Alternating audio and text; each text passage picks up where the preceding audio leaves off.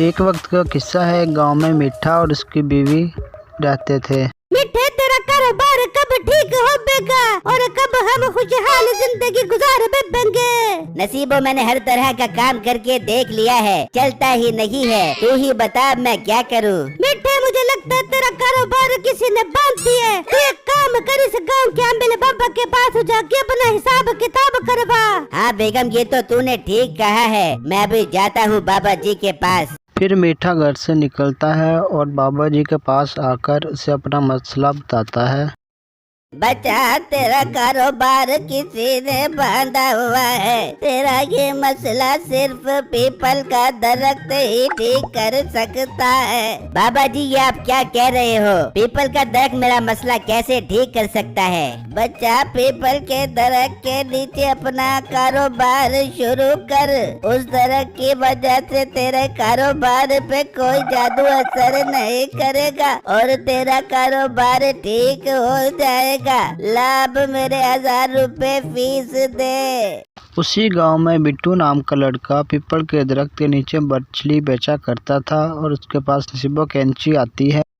मछली क्या रुपए किलो दे रहे हो? बाजी, मेरी ये मीठे पानी की मछली 200 रुपए किलो है। मीठे पानी की क्या मतलब? तू उस पानी में चीनी डाल के मछलियाँ पकड़ता है? नहीं नहीं, मेरा मतलब साफ पानी की मछली है, पर मेरी मछली इतनी मजेदार होती है, इसीलिए मैं इसे मीठे पानी की मछली बोलता हूँ। चल ठीक है, 1 किलो मछली दे दे और बोटियाँ जरा बड़ी बड़ी रखियो। बड़ी बड़ी बोटियाँ खाने के बाद मछली के कांटे से दांतों से बोटियाँ निकालने का बहुत मजा आता है।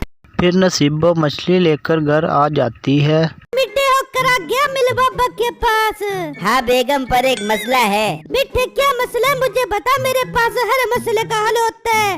फिर मीठा नसीबो को सारी बात बताता है। अरे मीठे, मेरी जान के टोटे, तुझे मजे की बात बताती हूँ। मैं जिससे मछली लेकर आई हूँ उधर पीपल का दरख्त है। नसीबो, ये तो तूने मुझे बहुत कमाल की खबर दी है। अब हमें तरक्की की मंजिलों को छू कर वापस आने से कोई भी नहीं रोक सकेगा।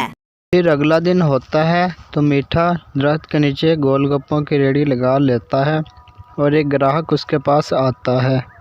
भाई, एक प्लेट लगा दो, पर उसमें मिर्ची तेज और दही ज्यादा डालना। अच्छा भाई, अभी बना कर देता हूँ मजेदार गोलगप्पे। फिर मीठा उसे गोलगप्पों की प्लेट देता है और ग्राहक उसे खाने लग जाता है।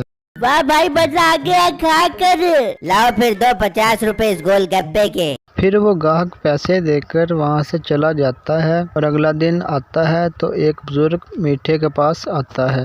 हाँ बुजुर्गों, लगा दूं ताजा ताजा दही के गोल गप्पे। बेटा, मैं तुझसे गोल गप्पे खाने नहीं बल्कि तुझे ये बताने आया हूँ कि तेरे गोल गप्पे खाकर कल मेरे बेटे के पेट में बहुत दर्द हो गया था।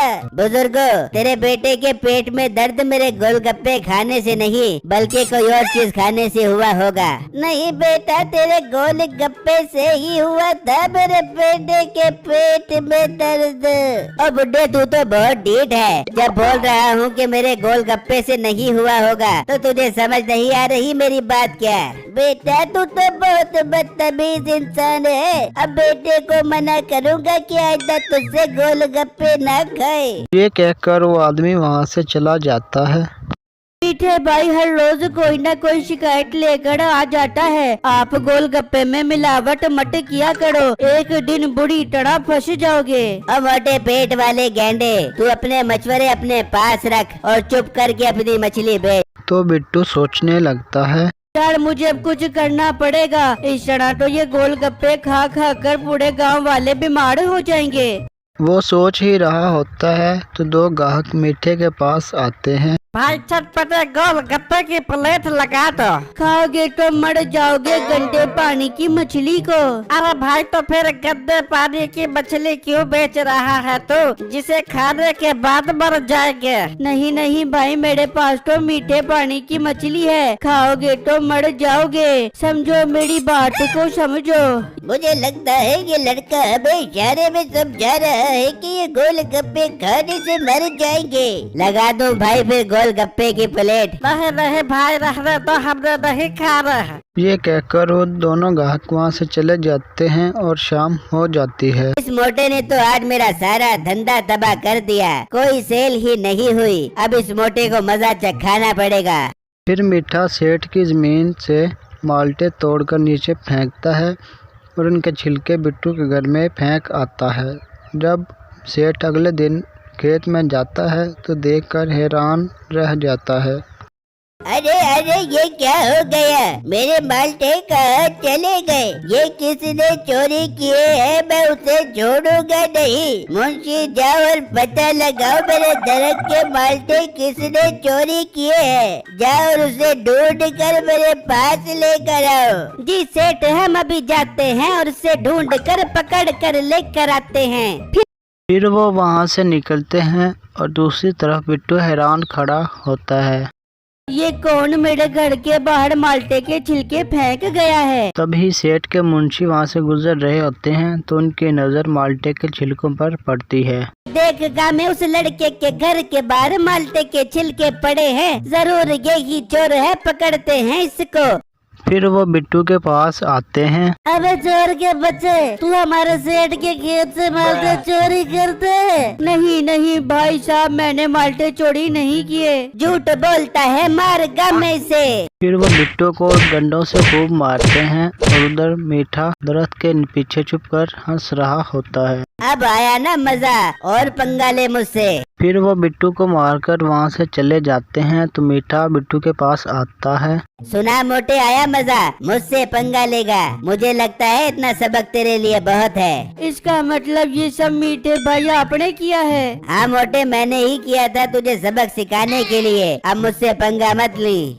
ये कहकर मीठा वहाँ से चला जाता है तो बिट्टू सोचने लगता है। कोई बात नहीं मीठे भाई, आपने जो करना था कर लिया, अब मेरी बारी है। फिर रात होती है तो बिट्टू भेष बदलकर मीठे के घर आता है और दरवाजा खटखटाता है। अरे मीठे, रात के इस पैर में कौन आ गया? बेगम जाकर देख कौन आया है। फिर नसीबो बाहर आती है। बाबा तू और रात के इस पैर में क्या करने आया हमारे घर पर?